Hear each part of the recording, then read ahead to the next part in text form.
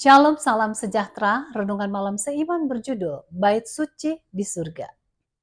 Dan ia telah masuk satu kali untuk selama-lamanya ke dalam tempat yang kudus, bukan dengan membawa darah domba jantan dan darah anak lembu, tetapi dengan membawa darahnya sendiri. Dan dengan itu ia telah mendapat kelepasan yang kekal. Ibrani 9 ayat 12. Allah telah menyuruh Musa membangun tempat kediamannya di dunia. Keluaran 25 ayat 8.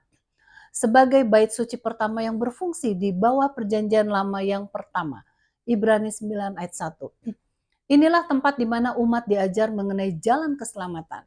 Kurang lebih 400 tahun kemudian, bait suci yang permanen di Yerusalem dibangun oleh Raja Salomo untuk menggantikan bait suci yang dapat dipindah-pindahkan yang dahulu, yang dibangun oleh Musa.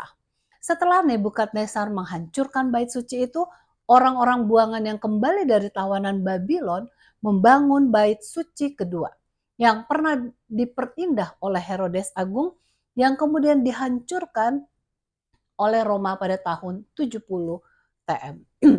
Alkitab juga menunjukkan bahwa perjanjian baru ada juga memiliki satu bait suci, yaitu bait suci yang di surga.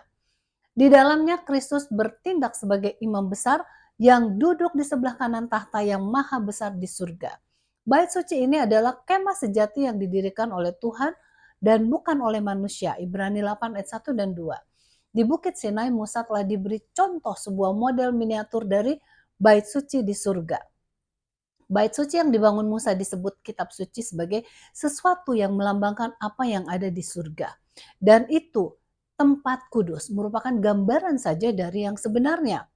Dengan demikian bait suci di dunia ini dengan segala pelayanannya memberikan kepada kita pandangan khusus atas pelayanan bait suci surgawi.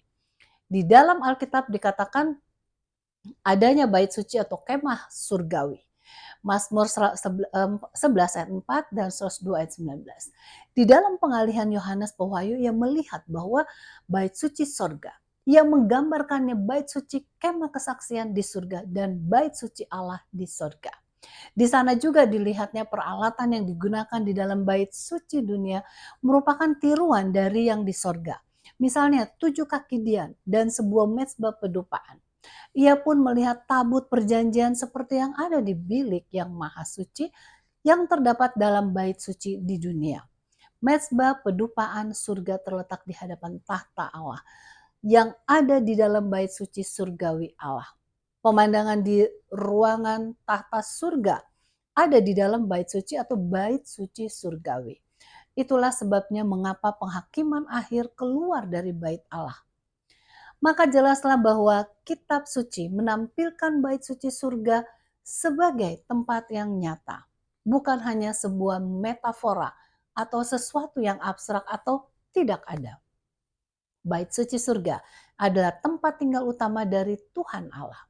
Sekarang sudah waktunya kita memandang kepada pelayanan Yesus di surga yang memberikan pelayanannya untuk keselamatan kita. Kiranya Tuhan memberkati.